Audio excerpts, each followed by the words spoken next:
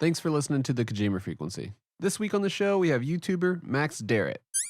And if you're enjoying the show and want to help support it, make sure to check us out on Patreon at patreon.com/KojimaFreak.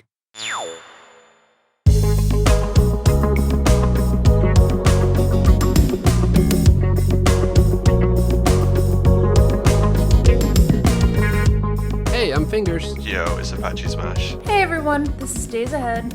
And I'm Nitroid. You're listening to the Kojima Frequency.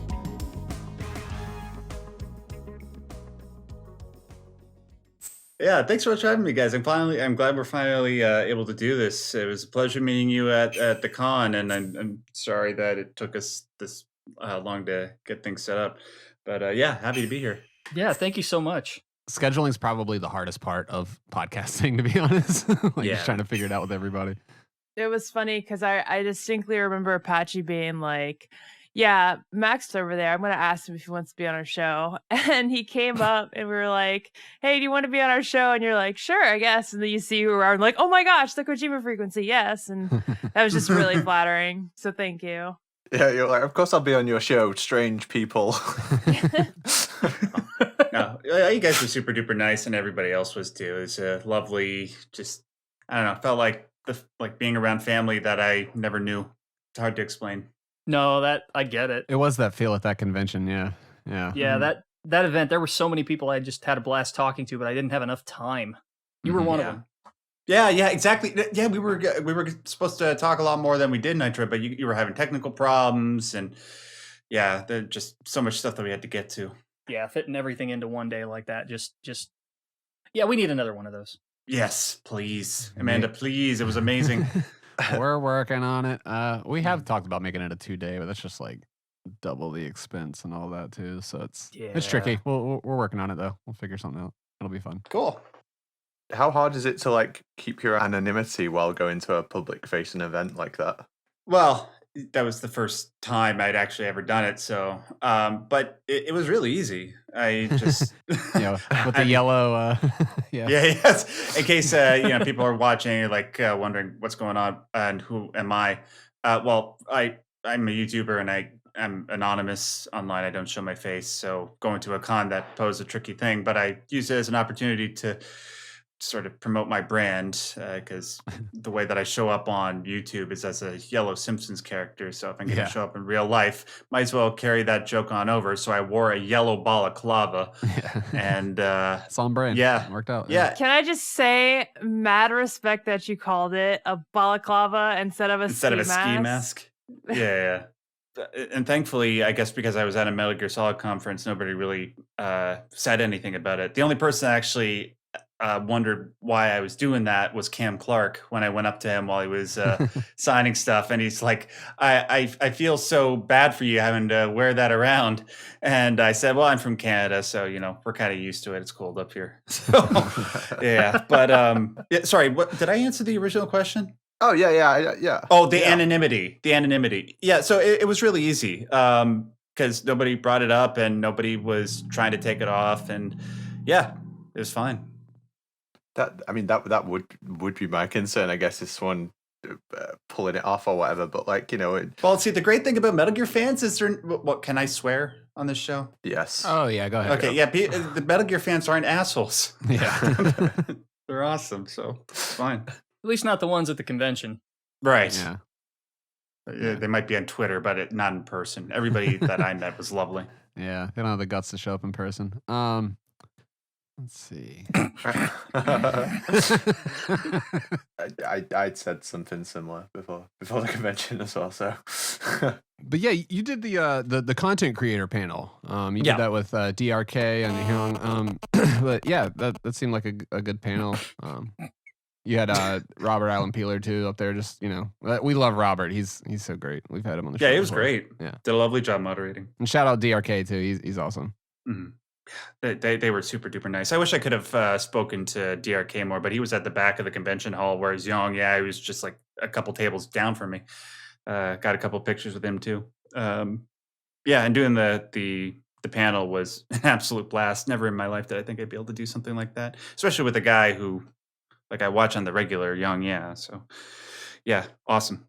Yeah, it was really funny. Robert was just giving you guys some like great questions, and that's the kind of stuff like it's good. Those quick kind of blast questions where it's like this or that, or like pick which Metal Gear do you like? It's just like good subjective questions. It's just like it don't matter, but I like Metal Gear Rex or whatever. It's you've got your own reasons for it.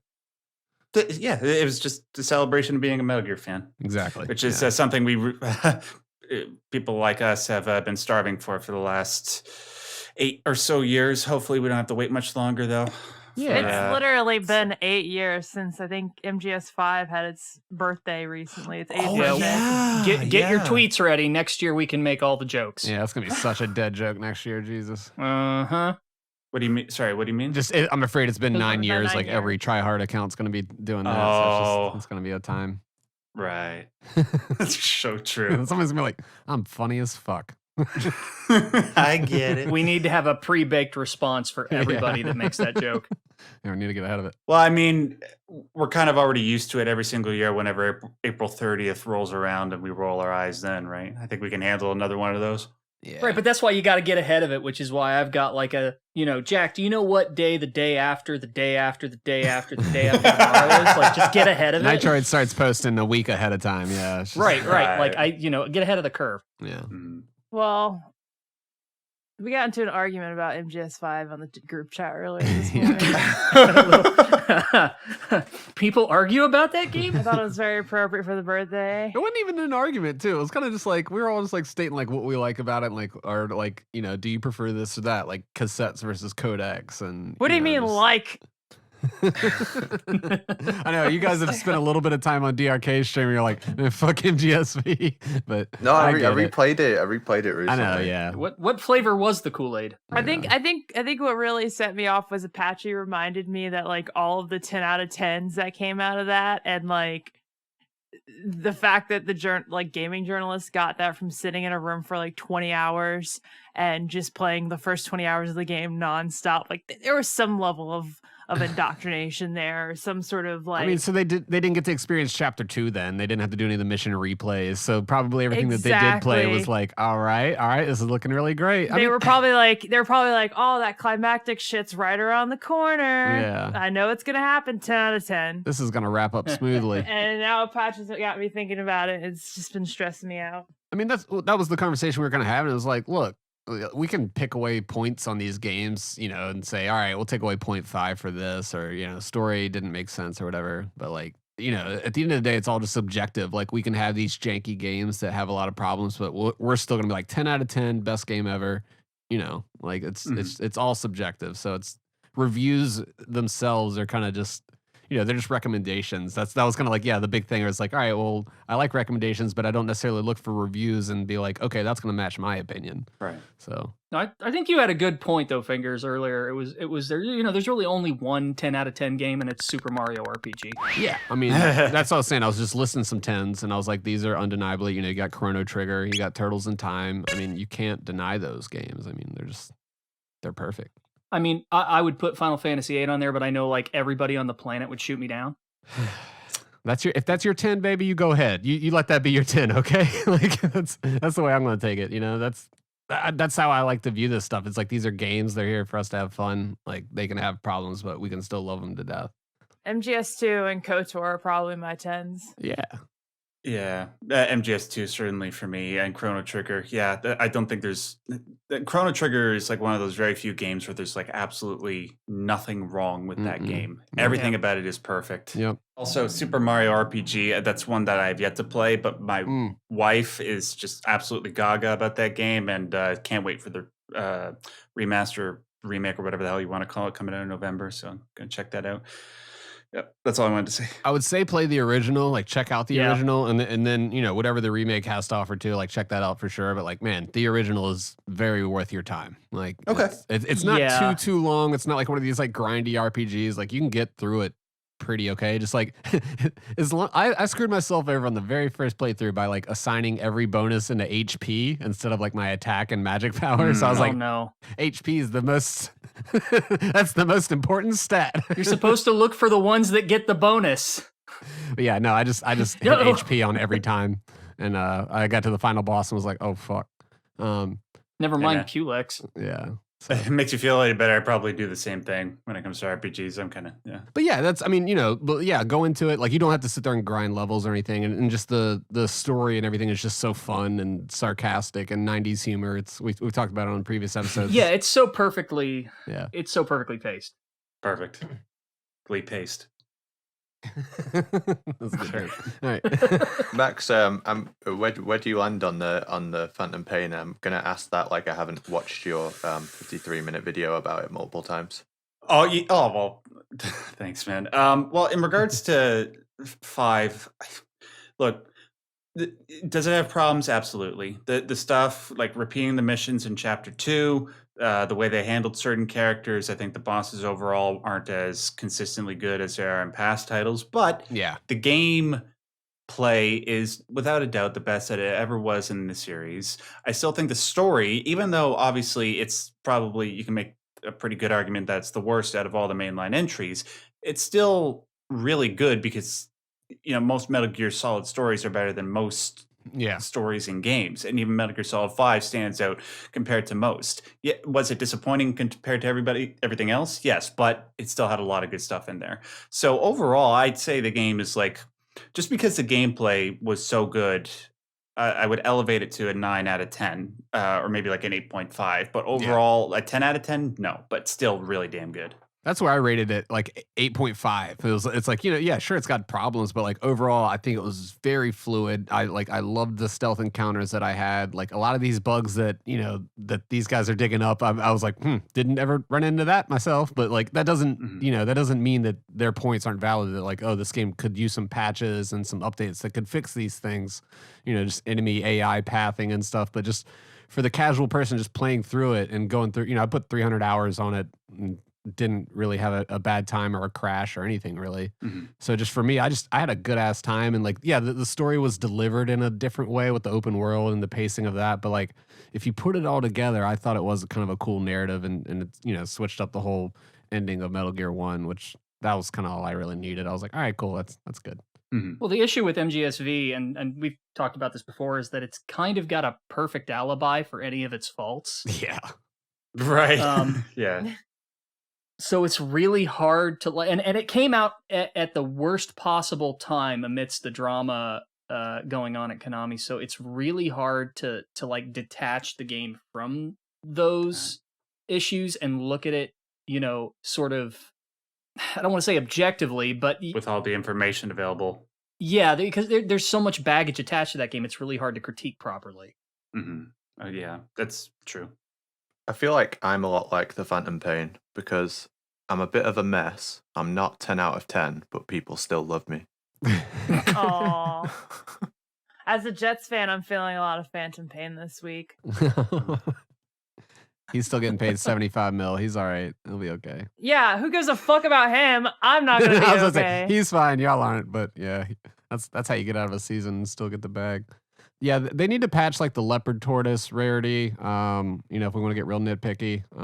I spent like 3 hours like just like launching the same mission, spinning GMP, like basic loadout. Like, is he here? Is he in the cage? Fuck. Nope. Gotta like, just for a trophy or whatever, that was like my most frustrating moment with the game. Yeah. Oh god, yeah, dude. And I'd platinumed that game and also got it to all the gamer score on Xbox. And yeah, by far that was the hardest part of it. That was such a pain in the ass. Yeah, fucking leopard tortoise. Well, when we were talking about what sort of makes it 10 out of 10 to people, it really is sort of like what feeling did you walk away from it with? Just vibes. It's not like most people aren't going to spend 1,000 hours in that game seeing every possible nook and cranny and every weird little emergent quirk it has. They're gonna maybe spend anywhere, like I spent probably over 100 hours in that game. I didn't have any issues with glitches. Certainly had annoyances, but it was nothing like fundamentally game breaking. But the more, we were saying this in the chat earlier, it's what I think it is, one of those familiarity breeds contempt sort of things. The more you play a game, the more you start to see the cracks. Yeah. That's the thing though, like with like MGS2 is the only game I would rate a 10 out of 10. I wouldn't. And I love that game more than life, man. From the first moment I played it, I felt like it was a 10, and I've gone back and played it over and over and over again. and every single time it hits, every single time, it's this perfect piece of fiction. I guess it's not aged a day. I mean, I can tell you the game's biggest flaw. I can tell you right off the bat what the game's biggest flaw is. Okay. If you don't know MGS1, it doesn't work. I get people into Metal Gear all the time, starting with 2.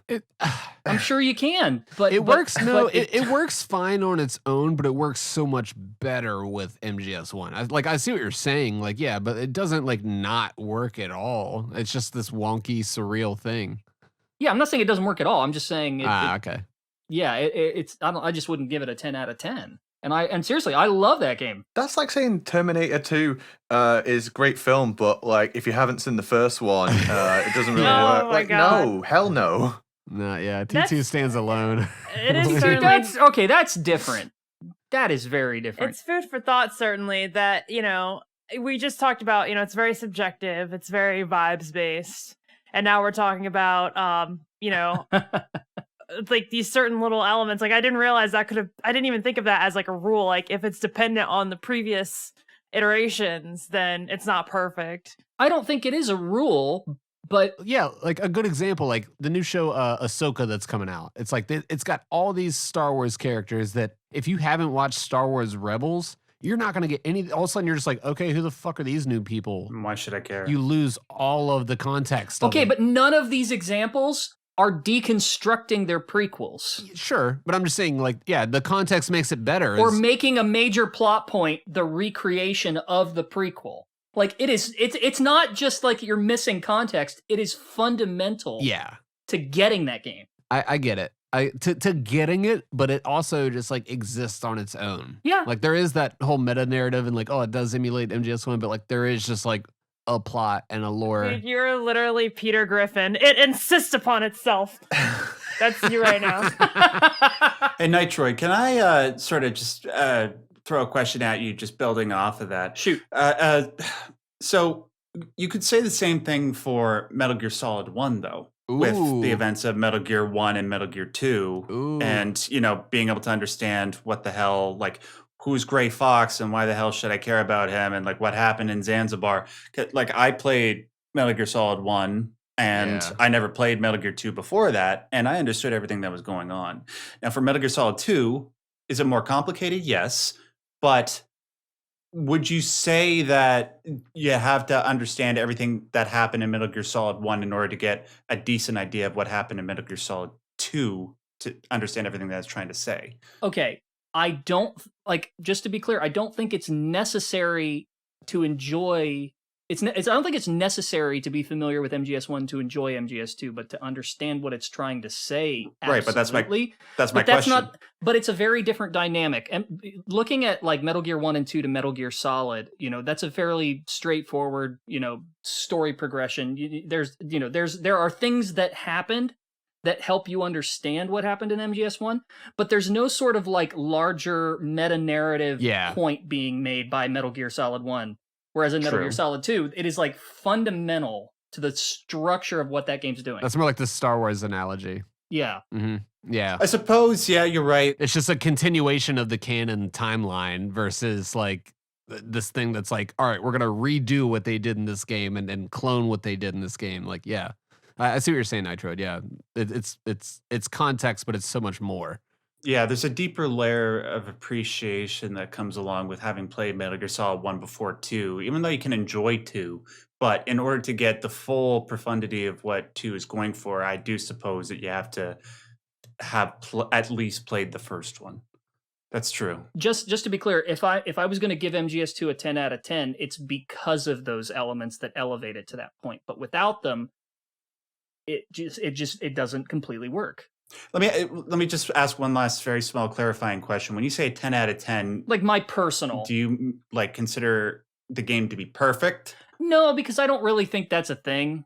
This is sort of what we were trying to get to the heart of earlier, is like, what even is 10 out of 10, right? Like, I see. Yeah, review scores in general, just like, okay, this is just a bunch of subjective bullshit. Someone just be like, I really like this, 10. Like, it's just like, okay. It's but so like, true. Is someone adding up like, all right, 0.5 for sound technicality. All right, Dolby Atmos activated. All right, another 0.2. Okay, great. No, nobody's now we doing have that. sensitivity thumbs. It's just like, no one's really, it's just all subjective. Like, give it a 6. It's kind of like, how are you feeling today in the doctor's office? And you just point at the one that kind of looks like your face right now. It's just like, I don't know. It's subjective, just like not very scientifically accurate. But like, why are we trying to scientifically measure video games as well? Right. It's just like, no, it's just like, what do you like, bro? Like, what makes you happy? And as GamePro had it, like the fun factor, it's like, you having a good time? Like, that's the biggest one for me. Like, fuck the, it was like graphics, controls, sound, fun factor. And it was like, that's the one that I looked at. Like, why do you, I mean, this is why people argue about it so much. Yeah, rule number 1 of reviewing something on the internet, don't give it a score of a 10 out of 10.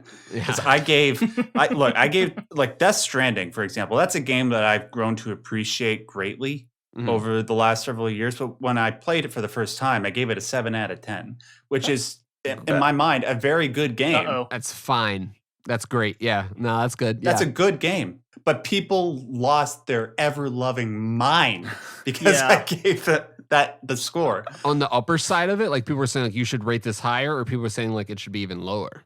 Both. Okay. Like, and that's what's really funny too. Yeah. It's and like, it just pisses me off because it's like, well, the reason why I gave it a 7. You tried to meet him in the middle, but fuck him. Exactly. My point, what I said with that game is that Death Stranding has some of the greatest moments that I've ever experienced in a game from Kojima, like 10 out of 10 moments. But then it also has serious low points that I consider a 4 out of 10. So I sort of evened it out. And ever since then, people just, anytime people want to discredit something that I say, like in regards to anything, they'll be like, you gave Death Stranding a 7 out of 10. And sometimes they just say that and they don't add context onto it. Like, wait, are you saying that it should have been lower or higher? Yeah. This one guy said you gave Death Stranding a 7 out of 10. And I just replied to him, and? Like, what's your point? Like, what are you getting at? Yeah. Right. That's the right response right there. Right. And give me something to work off. No, that's like how earlier I was talking about sort of my method of how I kind of look at reviews, and what I like to do personally is just find people that I typically align with, or hey, I see that their tastes, kind of match with mine, and it's not the end all be all, but it certainly gets my attention more than like a 10 out of 10 nowadays, or a 10 out of 10 from just anybody nowadays. Like it's more of an accurate representation of how I would likely experience the game. Yeah. What you just described, I feel like, is the evil version of that. It's scary. And it's scary that people can, I don't know, take advantage like that. It's scary. Yeah. I was kind of comparing it to like even like your best friend that you kind of like chill with all the time, and he'll be like, man, you're gonna love this thing, and he like gives it to you and you're like, I don't know, like, isn't that great? Like, at the end of the day, it's just gonna come down to your preference of the thing that you're actually sitting there and watching. And I don't know, just reviews are, everybody puts a lot of importance on it, on the scores and the numbers and stuff. And yeah. Like, everybody's just making these up as they go, man. It's such a reductionist way of looking at things, especially things that we want to try to treat like art. Yeah. I mean, can you imagine if people tried to actually review art the same way? Like, yeah, the Starry Night's kind of like an 8 out of 10. It's a little too much blue. I mean, it looks nice, but like I've seen paintings with better graphics, and it's insufferable. Yeah. And that's why I like the GamePro metric, is because they broke it down, just like, all right, you talking about controls, like, all right, good, they're tight. Graphics, they're great. Sound, they did a pretty good job. Fun factor, fuck yeah, it's a good time. And then it would have like difficulty on the side and be like adjustable, like if you could change it, or it was like, this game's hard as fuck, like, it's just, all right, I'm like, all right, cool, I'm down. That's all I need to know. Do you remember OneUp.com? They had a pretty good rating system. What was that? It was like A+ to F based on how well they thought the game executed what it was trying to go for. Ooh, okay. Like Survive would like get like an A+ then, right? Or like a A. Because what it was trying to do, it did pretty well, right? No, There's a question for you, Max. No, that's the right. Max, take over, man. What? Let's go. Survive talk. What? To give a score? What'd you think of Survive? Well, in terms of just trying to tarnish a legacy and piss everybody in the audience off, I give it an SSS rating. Wow, let's do Japanese rhythm game rankings for ratings. I'm down with that. This game got a full clear, y'all. You're unnatural. Yeah. Whack. But as a tower defense multiplayer horde survival game, it did all right. like doing what it was trying to do, not what everybody expected, whatever the fuck they expected it to be. I don't know. Well, I mean, like, look, I'm just you're. I mean, you were. Go ahead. No, I'm all good, dude. I'm like the one champion of Survive. You're in the corner now, Max. No, I wasn't. I wasn't sure exactly what you were asking me. Like, if you were just asking me on the basis of whether it accomplished what it set out to do, like, was I supposed to give a serious answer to that, or give a funny answer? Or... No, we're just screwing around. Oh, okay. No, I mean, that's like, yeah, no, go ahead. Like, I mean, how do you feel about it? Like, I mean, it seems like you seem like it tarnished a legacy. All right, noted. And okay, then... well, if you're just looking at the game as a game and not like with all the baggage that is attached to it, it's a spinoff, so we shouldn't weigh it in as a numbered saga or anything. Like if Mario Kart, was in. Like if we're like, oh, Mario Kart doesn't have enough platforming, it's like, all right, what are we doing? Like that's not what it's here to do. As if I were to just take away the bias of everything around it and just look at it, it's like, meh. Okay, that's fine. Yeah, it's fine. I always look at it like, hey, it's on sale for Steam for $10. I'm gonna buy it when that happens.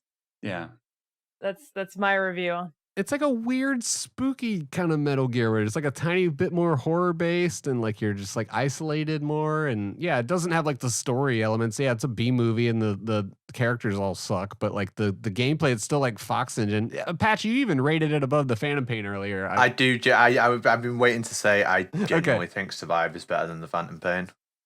Like I was like, after I replayed TPP, I was like, wow, I'm not going to subject the world to my opinion on the Phantom Pain. The world just doesn't need that kind of discourse. And then about 5 minutes later, I was like, But you think the world can handle you saying that Metal Gear Survive is better than the Phantom Pain?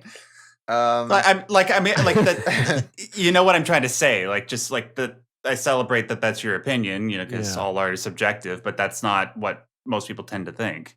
It's a good thing we don't have an address because we'd get letters. People have already come for me for less, so. Oh, okay. It's like, well, at this point, it's like, I may as well just say how I feel. Here's the thing, like, yeah, Max, like, I enjoyed it since the beta. Like, I kind of just, like, went like, all right, guys, it's a spinoff. Let's not take this seriously. Let's kind of go in and see what it's trying to do. And I was like, all right, cool. It's the Fox engine plus melee controls. Great. All right, cool. It's not just poking the zombie through the fence. Like, do that on anything past the first chapter and see how quickly you get fucked up. Like, the game progressed more as you got into it. The moveset opened up. And that's like, yeah, the story was dog shit. I'm not going to try to champion the story or anything, or the characters even. That was all really dull. But just like as a game, just not even a Metal Gear game, but as a game, it was a good time. And especially like the multiplayer when we all got in there and we're just doing like the big hordes and like even the lobby itself, like me and Nitroid, there's video evidence of him on YouTube with us all in a party having a great time. We keep holding that up against them. But yeah, I mean, just as a video game, it's like, hey, this is a good time. I think the devs kind of wanted to just expand on this engine a little bit, have a little fun, and then everybody looks at it as this like evil thing that was like, I don't know, it kind of just didn't deserve all of that hate just as a video game spinoff, in my opinion. And like I had a pretty good time watching the Shagohod like drifting around and piloting Metal Gear Rex and just blasting zombies. For a game, it's like, well, shit, that's pretty fun. Well, it was scratching an itch that a lot of people had, which was the absence of co-op in MGSV. Yeah, and just more Fox Engine like stuff. Like I was just like, man, give me that. And everybody complained when we got it. And I was like, all right, whatever. Like we were playing baseball with grenades in the waiting room, like so where fun. One of us would have a club and the other would throw a grenade and we just like crack it back. And you could do stuff like that. There were those little weird emergent behaviors, but it never, it didn't catch on and there wasn't enough range for it to sort of go anywhere with all that. But okay. To what you just said and to Apache's argument, do you feel like, okay, there's a big argument that with MGS5, despite the variety in gameplay, you can mostly accomplish everything with a tranquilizer pistol and a photon system. Not when they put the helmets on, but you get my point, right? Yeah, pretty much, yeah. The question I'm getting to is that, do you feel like there is more organic emergent gameplay in Metal Gear Survive, just inherently by the fact that there's sort of like I don't know what. Yes. There's so much more gameplay variety in Survive than the Phantom Pain, I would say. Like, just with the different traps and different things that you can set up there with the enemies, I would say. Because it's an expansion on what's already there. But it's in a different context. Sure, but I'm saying there is more gameplay variety in Survive, I think, than just like running around shooting Fulton or however you want to deal with them. I mean, you've got your rocket punch and all the different gadgets and stuff, but just Survive had a bunch of goofy fun shit, like the what was that, like oil slick thing where they would like fall down on the conveyor belts. Survive needed to be part of MGO3. Yeah, it needed to be just the online mode. Yeah. And to be clear, it's not just because of, the whole idea that you can get away with just a tranquilizer pistol, but also the element of like there's co-op, there's more of a variety of weapons because you're dealing with a different type of like enemy, or more variety of enemies. But I don't want to get anybody any more hate mail than we're probably going to get from this conversation. I don't know. Man, we don't care. I mean, the buddy system in the Phantom Pain was something different, but I mean, that kind of gets replaced by the co-op. I mean, if Survive had co-op and if Kojima was still involved when it came out, people would have fucking loved it. That's all I'll say. We can move on to the next subject. I was going to say, I feel like we're kind of monopolizing the conversation here. Yeah. Okay. Yeah, sorry, Max. No, it's okay. Can I just offer one small, not a counterpoint, but just something to consider in regards to the whole emergent dynamic gameplay of Metal Gear Survive? That's true to an extent in terms of the official stuff that it lets you do. But one of the great things about Metal Gear Solid prior to Survive, the entire series, is that there's a large contingent of people that played that game that challenged themselves to play it in different ways. So yes, you could accomplish things using a tranquilizer gun and trying to do stealth, going for the big boss run. But you could also go in all guns blazing, trying to do a lot of the stuff that DRK does on his streams, right? Yeah, that's something that a lot of Metal Gear Solid players do. That's what I've done my entire life. So maybe not officially in terms of like the stuff that the game already provides you right off the bat, but just sort of that emergent gameplay that people created for themselves. You know what I'm trying to say? Well, yeah. I know what you're trying to say, but I'm factoring that in as well. Okay. Fair enough. No, I do get, I follow you. Both games definitely had a lot of like sandbox opportunities to just come at it in a different way, like however you wanted to, kind of. I don't know if I know this is something else we've talked about, is whether or not we would call any of these games a sandbox, but they do sort of have emergent properties that aren't immediately obvious. I think MGS3 is a fantastic example of this, and Apache could probably speak to it way better than I could, but if you've ever seen any of like Big Saru's videos where he'll set up these crazy like Rube Goldberg machines, it's wild, all of the different interactions that all of the various elements in MGS3 can have with one another. Yeah. I was talking to Apache about that one time recently. We were talking about like, what makes, this game so important to you? Why do you like it? Back when we were talking about, is it the cutscenes or is it the gun accuracy? And I was like, no, and Apache rephrased it in a better way, but I was like, I need just like a sandbox area where I can do stealth bullshit or fuck around. Like I need this open-endedness to my gameplay. And to me, that's kind of like what Metal Gear is. But Apache like reworded that and I was like, yep, that. And I don't remember what he said, but you could probably like... Yeah, I'm not 100% sure exactly what I said, but it just gives you like a playground and kind of like a toolbox to play with. A playground, yep. You can just go kind of like mess around with it and poke around in it, and yeah, it's just endlessly entertaining to me. And just that to that point on, we talk about Survive. I think if Survive was fully co-op, it would have already been reappraised as a good game, because when it came out, it was tone deaf, and there was backlash to it. But if it was like fully co-op, I honestly think people would be saying it's a good game now. But it's not, so it isn't. And eventually, it'll be unplayable. True. Yeah. I mean, we're already seeing MGSV going off servers for PS5 people, at least temporarily. I don't know. It's been kind of unstable here, at least for the past few days, apparently, for some people. Oh, really? Oh, jeez. Yeah, they just haven't been able to like log into the server. But it's weird because the Phantom Pain is a PS4 game, and anybody playing it on PS5 is just kind of playing it on the PS5. So I don't know if that's like a connectivity thing between the two consoles. I've seen like some games will have that disclaimer, like not all features on PS4 will be available on PS5. So someone sent me a DM this morning. I was like, hey man, servers have been down for 3 days, just letting you know. And I'm just like, all right. like Region 1. Meanwhile, the Peace Walker servers will be up till the end of time. Yeah.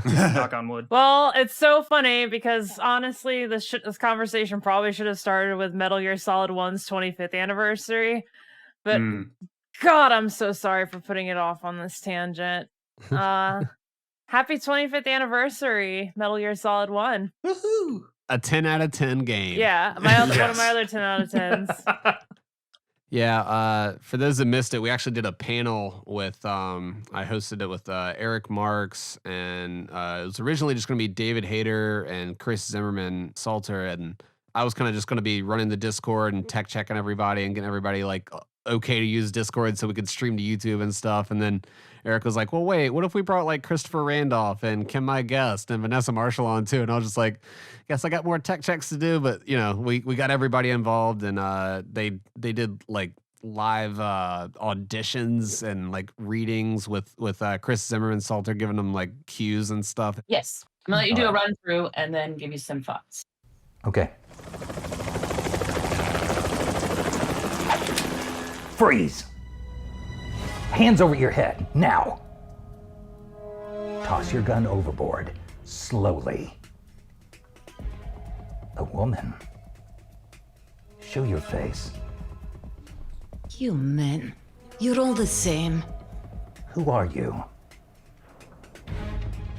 We're nomads, wanderers. I said don't move. Americans. So you shoot women too?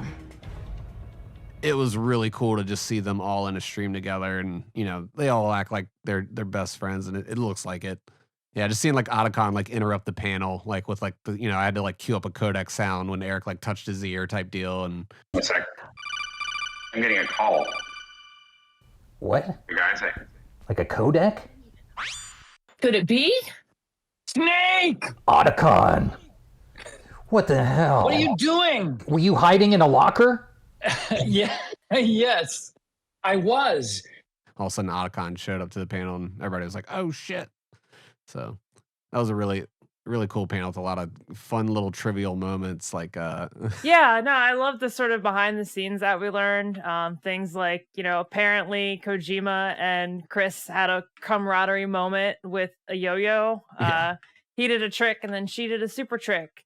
And then there was an element where, you know, everybody knows David Hayter's Metal Gear. Apparently, it didn't come really organically at first. Then Chris had told David Hayter to say something like, hey, say, how would you say Richard Gere? And that's kind of, they describe it better in the show, but lots of really cool behind the scenes stories. Just cool panel overall.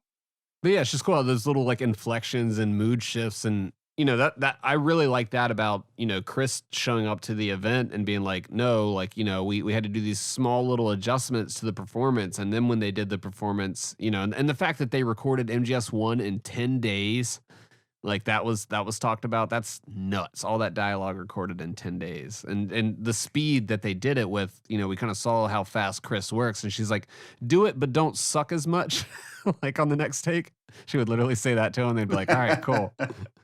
But yeah, no, it was just a great panel. It's on YouTube on the MGSCon channel if you haven't seen it. It's a good panel. Max, you were saying before about MGS1 having not played 1 and 2 beforehand. So what got you into Metal Gear Solid? Like, what was that first experience like? Well, this is no joke, my earliest childhood memory was watching my father play Metal Gear Solid 1 when I was 5, which explains so much about why I'm so messed up right now. No, but Hell yeah, brother. That's exactly how I came in. I am so old. Yeah, but that's how I got introduced to it. I saw the stuff that my dad was doing, like the whole Psycho Mantis reading the memory card thing, and all this. Like, I couldn't comprehend what I was seeing, but I just knew that it was cool and it was deep, even though I didn't really know what it meant for something to be deep at the age of 5, And then I've just been obsessed with the series ever since. That's awesome. 1, 2, 3, 4, 5, and then 1 and 2, Metal Gear 1 and 2 later on. Yeah.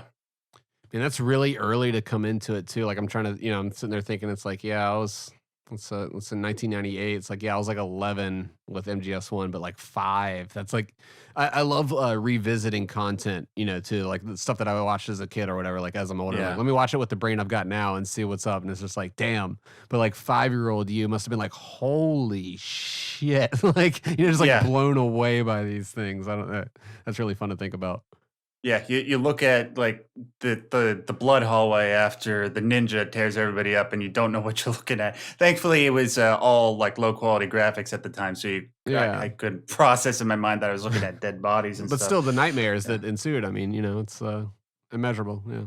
Well, yeah, it was worth it though. Yeah, exactly. Yeah. I from like, I think I tweeted about this in the 25th birthday, from like 7 to like 17, I had nightmares about Psycho Mantis like taking over my game beyond just the actual tricks in the actual game, like actually coming out of the TV. But some of the Ring type shit before the Ring came to America. I was about to say, did you watch the Ring too around that time? It just kind of blended together in this like no, it wasn't even like a thing yet. Yeah, I was a teenager. I was 13 when MGS1 came out, but I had played Metal Gear 1 and then later Metal Gear 2 before that. Nice. Hipster. My dad gave me, I've told this story here. It's cool that we both have dad stories about getting into Metal Gear. Mm-hmm. But my dad bought me a copy of Metal Gear on NES. And that's sort of, that was probably the biggest mistake he ever made. Mm-hmm. Like, thanks, Dad. I'm still here like 3 decades later. You jerk. So had you played any of the well, probably not if you were 5 at 90. Yeah. So you didn't play any of the NES stuff before, it was just right at MGS1? Yeah, pretty much. Yeah. Like I think it was at the age of 5 that I actually started playing video games. My dad got the PlayStation 1 and he got a whole bunch of games from his friend AJ, and Metal Gear Solid just happened to be one of them. And I was like, wow, this is so cool. But then my dad was like, oh, okay, well, maybe you shouldn't play this game because it's not really for kids. Here's some Crash Bandicoot and Spyro. Yeah. So too late. It's a little fucked, huh? But the thing is, he didn't really lock up the games when he put them away, and I tried to play every single one of them. And one of them was Metal Gear Solid 1. Get this, another one of them was Silent Hill 1. Oh, jeez. And I played that game at 6. And like you walk down the spooky hallway with all the blood, guts, and ass everywhere, and then you see the guy tied up to the chain link fence. It's like, what am I looking at? Hold on. At 6 years old, how did you get that piano puzzle? At 6. Oh, no, I didn't. The furthest I got in that game, I think, was like the very first time the world around you goes dark.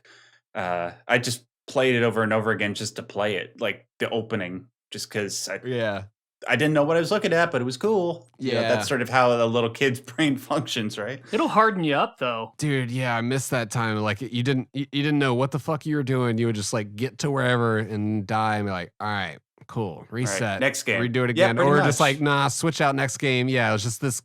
Man, I'm trying to, because that's like what Metal Gear first was for me, was just in that pile of NES cartridges where it was just like, all right, new game, time to play this one for a bit. Like, because I had like an older brother and an older cousin that just had like a whole, Tupperware thing of NES games. So it was just like one of those other games. I was like, this one's hard, and then like, or I was like, remember that Metal Gear game? Now they're making a new one called Metal Gear Solid. And it's like, no, that sounds stupid. Like, but then I played that demo and was like, fuck, this game rules. That Pizza Hut demo, man. Yeah. I think, I pretty much had the same experience as you. And I always wondered from watching your videos, because we have a lot of like overlapping interests, games and interests that we're into. I always assumed that we were the same age, and it does turn out we are based on like the age played Metal Gear. But I played it a year later because I'm unfortunately British, and we didn't get it till later.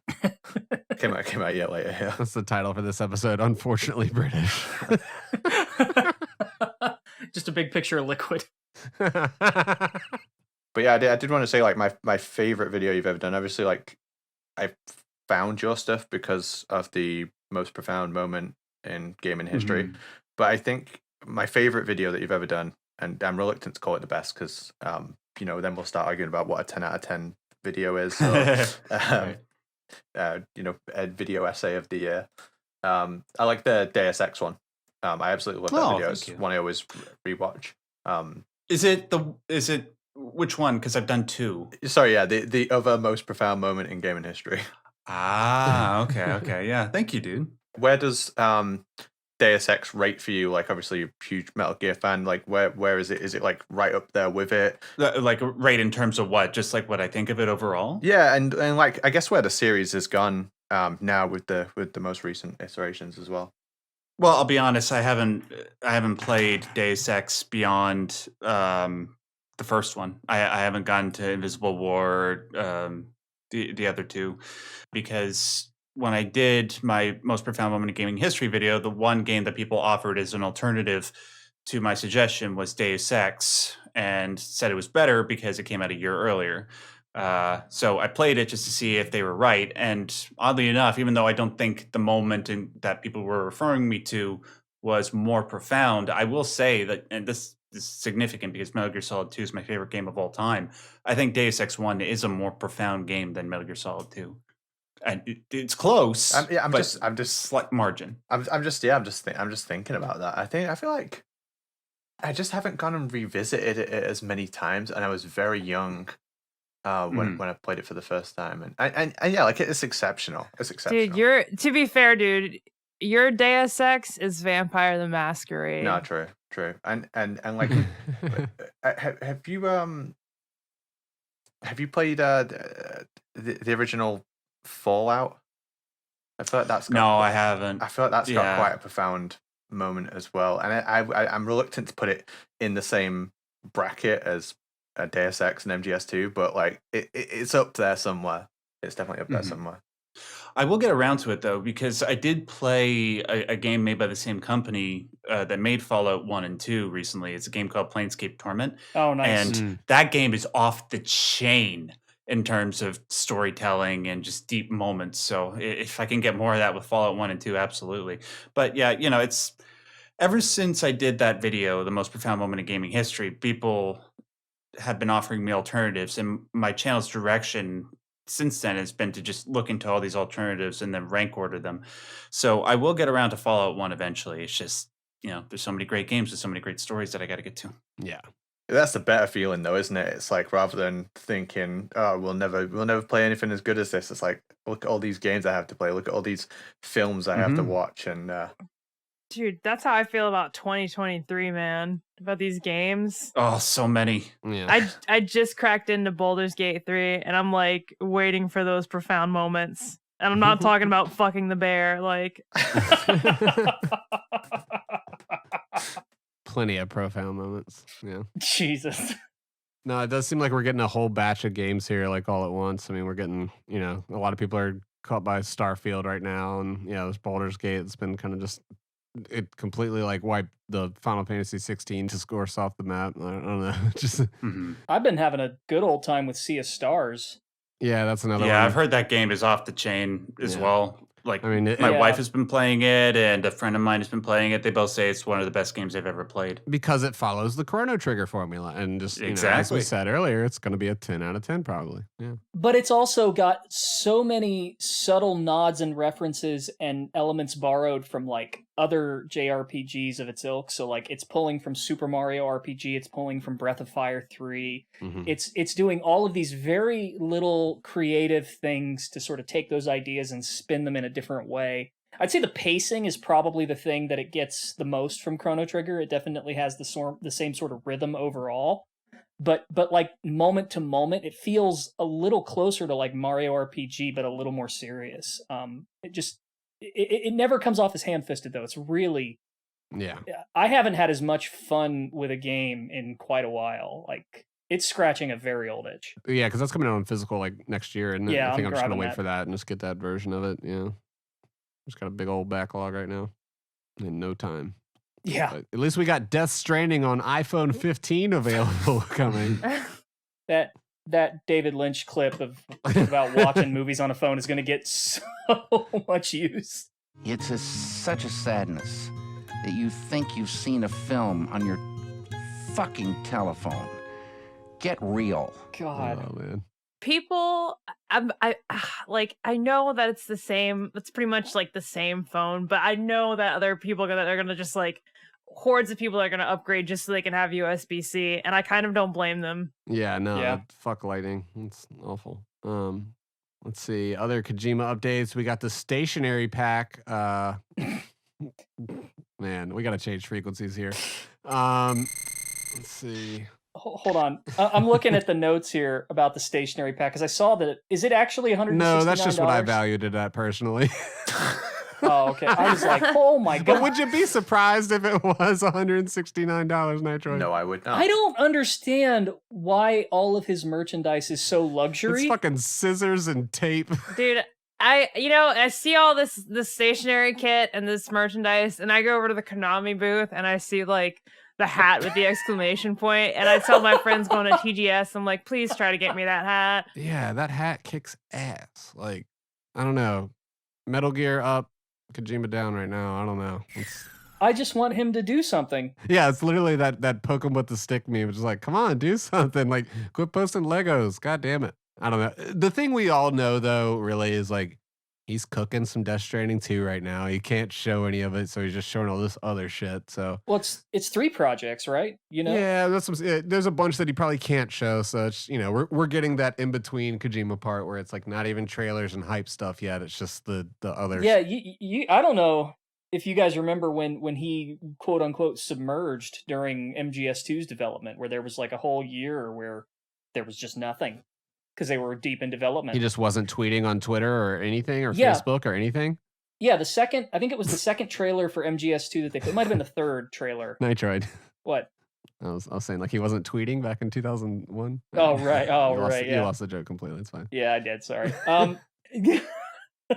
No, he one of the trailers that he put out was either the second or third trailer for the game. At the end of it said MGS2 submerges, and the idea was that like, all right, we're gonna shut up now because we've got work to do. And for several months, I think it might have been about a year, there was just nothing. That's cool though. Like I like that, like radio silence. Like y'all know we're working on it. Shut up. Like leave us alone. Yeah, let us fucking focus. If you leave us alone and we just focus, we'll get it to you sooner and it'll be better. Yeah. By the way, guys, I gotta go in like 10 minutes. Is all good, man. Yep. That's about the time. I wanted to talk to you about Final Fantasy VIII so bad. Oh, I already checked that off the list because we mentioned it. My bad. No. I recently discovered the song Force Your Way. Not recently, but I recently found out that Force Your Way from 14, the Eden series, is actually a Final Fantasy VIII theme. Yeah. I know I probably should have known this like 7 years ago or some shit, but it's so fucking good. Yeah. And the piano, oh my god. But please talk about 8 or whatever you want to talk about. I mean, I was being a little half serious, but yeah, Max, like, what do you got going on right now? Like, video wise, project wise, like. So let's see. Well, it's a whole bunch of things that I usually have out in front of me, and then wherever my interest sort of takes me that particular week, I try to go for it. This past week was a real pain trying to get my newest video constructed because my PC just kept having issues. So this coming week, I'm going to try and take it easy, do something smaller. I think the next video I'm going to do is something that people have been requesting for a while, is something regarding alchemy. So for people who are listening to this who don't know this element about me, I talk a lot about the ancient esoteric religious tradition of alchemy. And it's the way it's applied often in popular media to sort of convey subtle messages. Because I've talked about it a lot, people are asking me, okay, how do I get into it? What books should I read? Because it seems really interesting. So I'm going to do that. And then Liza P's coming out the week after that. I might try to see if I could blast my way through that and see if I could do something on that. But then October rolls around, and then I'm going to do a whole bunch of horror themed stuff. Maybe Silent Hill. We'll have to see. Yes. Nice. Yeah. That's it. I mean, like, I got other stuff beyond that, but I want to keep things a surprise. That's cool though. Like, yeah, you've got like, you've got like kind of your plans for like the seasonal stuff, and just like, hey, but I also just like this, that seems like a big part of like a successful YouTuber is just like doing something that you also just like really just enjoy. And it's like, if this is my audience, cool, but like if not, fuck them, I'm gonna put this out there. Like, like even if this is like what my main audience draw is, it's like I'm gonna talk about Ninja Turtles now. Yeah, I can only do that though once in a while. And usually it's... Yeah, no, YouTube is so restrictive against that type of behavior. Like, I get it. Yeah, the SEO of it just makes it But no, it's still cool that you're just like, I don't, I'm still gonna like talk about the stuff that I'm into currently and just say screw that. Like, yeah, it's a game that we all have to play with this stuff. But yeah, that's right. I understand what you mean. Yeah, I'm really happy that the Full Metal Alchemist video you did is like one of your biggest videos. Then I do enjoy that video, and that's cool that it's like something so personal to you. Yeah, I don't think I've ever had as much fun putting a video together as I did making those Full Metal Alchemist videos. Just as somebody so I study esoteric traditions a lot beyond alchemy. Like I study magic, the occult, just to see where people's minds really went when they were creating these ideas. Not because I actually have a significant belief in them, but reading them and then watching Full Metal Alchemist, it's amazing how many references there are to some of these just really, really obscure concepts. And not only that, how it uses them so accurately and how they all interrelate with each other. It's a work of art when it comes to subtext. Yeah. And I would recommend it to everybody. I really enjoyed. I haven't finished. Are we talking Brotherhood or are we talking about Brotherhood? Okay.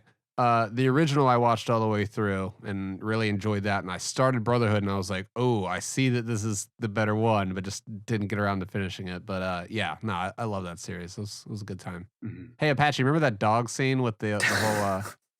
Yeah, fuck you too with that tweet. Make everybody sad right now. That's a once a year one. But yeah, I mean, there is so many more harrowing moments in that show. That's just like one of, that gets on the top 10 list. But because it's early, everyone, like more people have seen it, I guess. But that show has so many harrowing moments. I'm not that even that. I say I'm not that big on anime, and then I talk about all the anime I like, but I don't watch it every week or whatever. But I do love that show. But yeah, you also talk about stuff like synchronicity, which I've spoken about synchronicity like my whole life, and people just kind of look through you like, what are you talking about? So that's another. Yeah. I like Max's videos. Everyone, go watch them. Yeah, it's I talk a lot about a bunch of whole niche subjects that I just find really interesting, and I suppose I attract a whole bunch of people that also like really niche subjects and just looking to expand their mind beyond conventional knowledge. Yeah, that's really cool, man. Hey nerd, you like video games? Come in here. And then they get in and you're like, so this is alchemy. So this is what an existential crisis is like. But yeah, Max, if people want to find you, online and, on social media and stuff, where can, if you want to plug, like where people can find you? Sure. Well, my name is, my YouTube channel is the same as my name. It's Max Derrat, and my last name is spelled Derrat. I do tend to focus on video games, but I also do tend to sometimes provide analysis of books and movies and television shows, and they tend to revolve around, like, the central thing that I try to do with my channel is try to use popular media as a way of communicating really deep ideas, be they in the realm of philosophy, psychology, mythology, science, and use that as a way to sort of get people interested in higher education, I suppose. And that's awesome. So far, it's gone really well, and hopefully I can continue to do it for the near future. And hopefully I can return to Metal Gear Solid sometime in the near future when it returns and continue to do it with that. Awesome, man. Looking forward to it. Mm-hmm. Man, I feel like we barely got started today. Yeah. Hey, well, I just gave an excuse for me to come back, and we can talk about Final Fantasy VIII. Yes, absolutely. Because God, I was like, oh man, I'm gonna bring up so many things. I want to get his opinion on these. Have you, just real quick, have you played through it yet? I know you were planning to. Yes. Yeah. I completed it. Okay, you did complete it. Yes, I really enjoy it. I think it's my favorite music in the series. Second favorite combat system. Yes, I know the junction system is broken to everybody bringing that up, but that's why I love it. And then, yes, but in regards to the story, I would say like concepts in the story, I think are some of the most brilliant in the series. But in terms of execution, it's sort of middling for me. I think there are parts of it that are just off the chain, like some of the best that I've seen in a Final Fantasy game, but other times it's like, really, that makes no sense. But overall, really damn good game. We are so close in alignment on this. I want to talk to you about this. Okay. Well, and invite me. next time we can, we'll talk offline about coming back, and I'd be happy to do that. Yeah. Yes, absolutely, man. Thank you so much for coming on. Yeah, thanks again, Max. Really appreciate it. Thank you so All right. much. Thanks, Max. All right, take care.